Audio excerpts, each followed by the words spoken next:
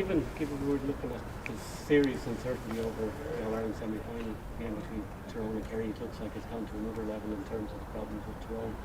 How does that feed into your own mindset? Is that still always a worry in the back of the mind that we still it get is. to this point? Yeah, it's absolutely a worry. Sure, it's been a worry for the last year and a half in every facet of what we're doing, because you just don't know the second that you're going to get that phone call or text message to say I've been, diagnosed with COVID, or I've been designated a close contact, or I have to go for a test.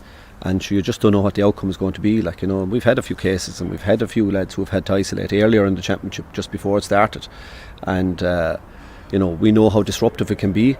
And to be fair, and I can understand Tyrone's situation, it does take time for the players to get back up and running after they come back in.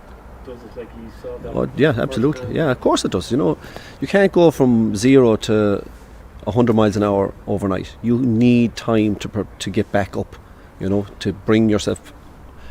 It's like an engine. You have to bring it up gently up to full speed. You can't go from 0 to 100, or you might blow something. So I can totally understand their situation. Yeah, and sure, listen, everybody will, I'm sure, everybody is cognizant of how difficult it is for groups that end up in these situations. And at this stage of the championship, I'm sure Croke Park and everybody involved is trying to help rather than hinder, and try and facilitate the safe running off of the remainder of the championship, and that the players will be well and healthy. That's the most important thing, that the players are well and healthy in all our camps. That's our job, is to look after them and to make sure they are well and healthy. John, is the build-up any different this year? I mean, last year was a December final, different weather conditions, and just no spectators. Is it much different this year? Even in terms of fans looking forward to it, and the level of fans that will be there in 2 weeks' time. It's worlds apart, I suppose, really, in many respects, because we were here last year and the field was badly cut up by the finish, from the training. We'd nowhere else to train really as such. Whereas this year, as you can see, the pitch is just in immaculate condition. It's great for the players. They can arrive on in a pair of shorts. They can go out and have a walk around the field before training.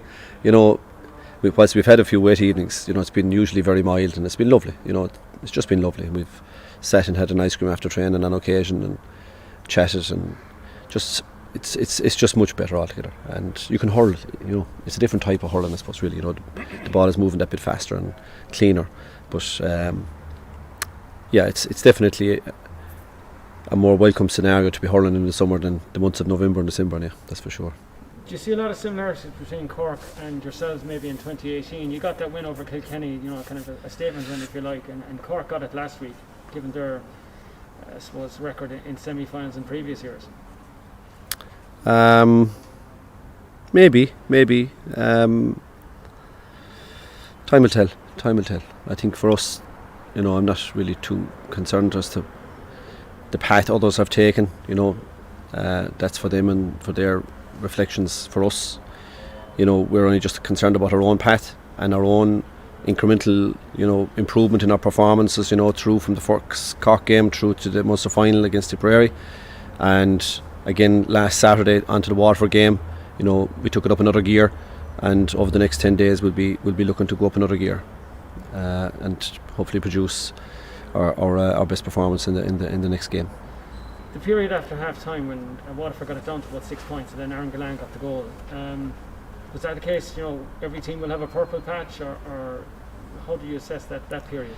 Yeah, there was always going to be a kick from Waterford after the half time break. They needed to push, so they are a super side. Let's make no bones about it. It was tough on them being the fourth week out, but they are a super side, and they put a huge amount of energy into that first 10 minutes of the second half, and they were rewarded by closing the gap down to 6 points. And our guys, true to form, kept their composure, didn't panic, waited for the opportunity to arise. And when that opportunity did arise, Garrod, Peter, Aaron all combined, to show a streak of ruthlessness in themselves that we know is there. Have you nailed out what you're doing after the final? Like, win or lose, it's the same as last year, just come down on the train, there'll be no banquet, etc. Oh, nothing, no. That's that's just the way that's just the way it is, unfortunately. So It is what it is. We've known that from the outset, so we're not going to be worried about that. The match is all that matters now. That's it. That's where our focus will be now till Sunday week.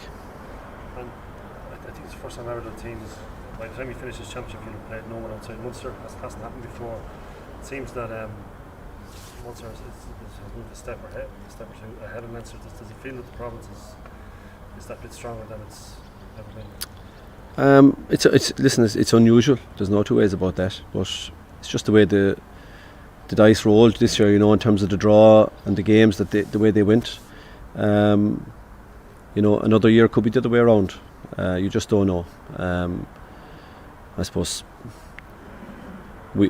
time will tell, whether there is a trend or not there. But I wouldn't read anything into just this year, and that's set the trend.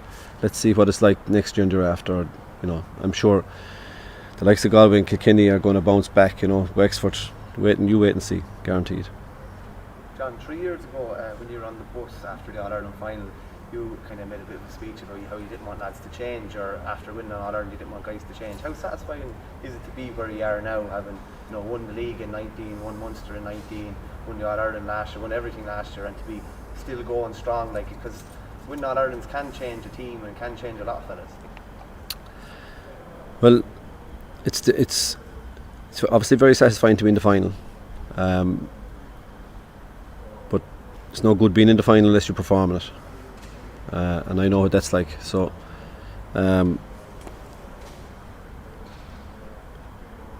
course, boys have been through a lot over the last few years, but as much as there's been successes there that would give them that experience, in their own lives they've had all the normal challenges, and the last couple of years have been particularly challenging because certain members of the group have lost family members and friends, and all those grounding experiences and tragedies and stuff that is real and above and beyond hurling, above and beyond sport, and regardless of the success that you might experience in sport. So we're all acutely aware of the fact that it's just a very privileged place for us to be as a group together, and that we need to be very cognizant of the fact that it's a privilege, it's an honour, and something to be treasured, and not something for us to feel like that it has made any difference to us other than that this is what we do. We play sport and we play hurling and we enjoy it. So I think humility is a big factor in our group, and I would hope that that's something that can be seen in the way they play. They're very united and they play for each other, they play for the group, they play for the jersey,